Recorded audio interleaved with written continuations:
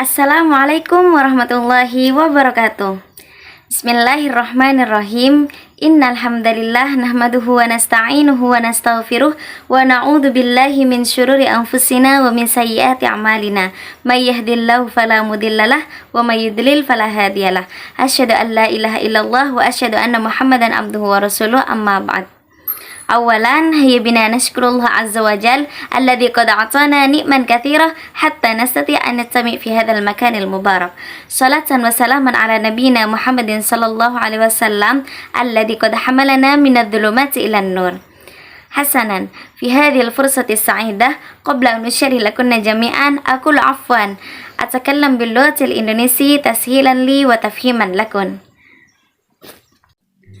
Bismillahirrahmanirrahim. Kami dari kelompok 6 akan mempresentasikan makalah kami, yaitu tentang zakat.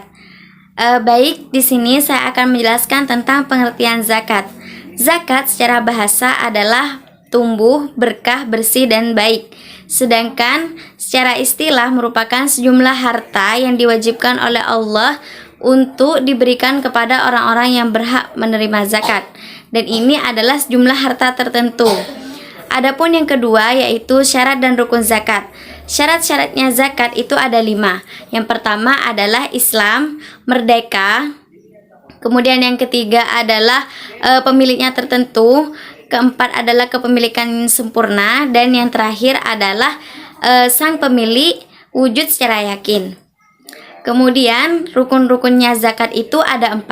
Yang pertama adalah niat. Yang kedua adalah terdapat orang yang mengeluarkan zakat, dan yang ketiga adalah orang yang menerima zakat, serta yang keempat adalah terdapat sejumlah harta atau makanan pokok yang dizakatkan.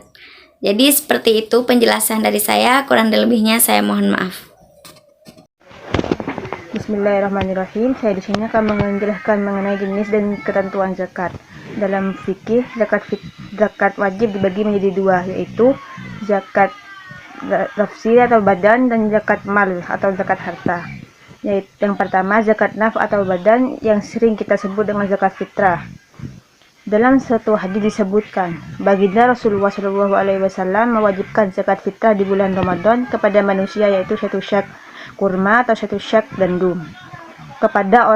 Kepada setiap orang merdeka, budak laki-laki atau orang perempuan dari kaum muslimin. Hadis riwayat Bukhari Muslim. Dengan demikian, zakat fitrah ditunaikan dalam bentuk bahan makanan pokok di daerah setempat. Dalam konteks Indonesia, 1 syak setara dengan 2,5 kilogram beras per orang. Ada yang berpendapat. Dan yang kedua yaitu zakat mal. Zakat mal atau sering kita sebut dengan zakat harta. Secara umum, aset zakat mal meliputi hewan ternak, emas, perak, dan bahan makanan pokok, buah-buahan, dan mal tijarah atau aset perdagangan.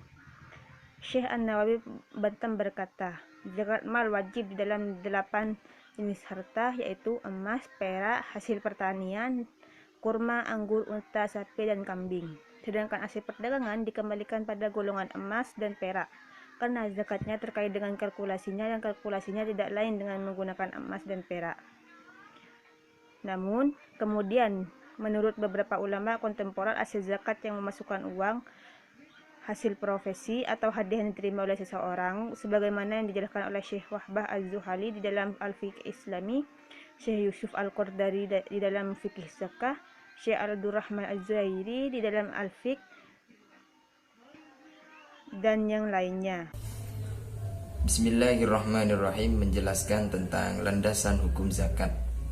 Zakat merupakan salah satu dari rukun Islam, sebagaimana yang dijelaskan oleh Nabi SAW dalam sebuah hadis, Bunyal Islam ala khamsin, syahadati an la ilaha illallah wa anna Muhammadar Rasulullah wa iqamis sholah wa ita'iz zakah wal haji wa shaumi Ramadan. Muttafaqun alaih. Di samping itu, zakat termasuk salah satu dari ajaran Islam yang maklum minad din bidarurah. Artinya apa? Ajaran agama yang secara pasti sudah diketahui secara umum. Oleh sebab itu, jika kewajibannya diingkari, maka menyebabkan orang yang mengingkarinya itu menjadi kufur. sebagaimana dikatakan oleh Syekh Muhyiddin An-Nawawi dalam kitabnya Al-Majmu' Syarhul Muhadzab, kewajiban zakat adalah ajaran agama yang diketahui secara jelas dan pasti. Karena itu siapa yang mengingkari kewajibannya ini, sungguhnya ia telah mendustakan Allah dan mendustakan Rasulullah Shallallahu Alaihi Wasallam. Maka apa? Fahukmuhu bikufrihi, sehingga ia dihukumi kufur. Perlu diketahui juga bahwasannya